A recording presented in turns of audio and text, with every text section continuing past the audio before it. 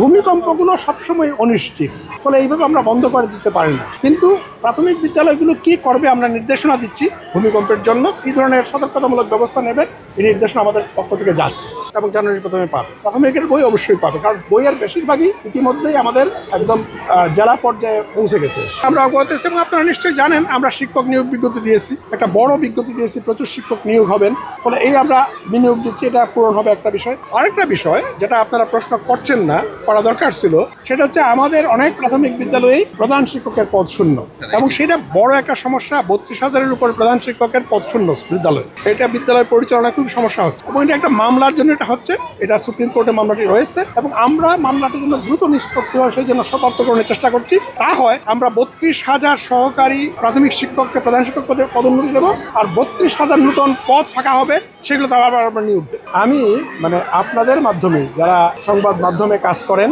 আপনাদের মাধ্যমে আমি প্রথম অবগত হই যে এখানকার মাননীয় জেলা প্রশাসক উনি প্রতিটা স্কুলে আমাদের দেশের নিজস্ব গাছ, জারুল, কৃষ্ণচূড়া, সোনালু এগুলা লাগাচ্ছেন, রোপণ করছেন।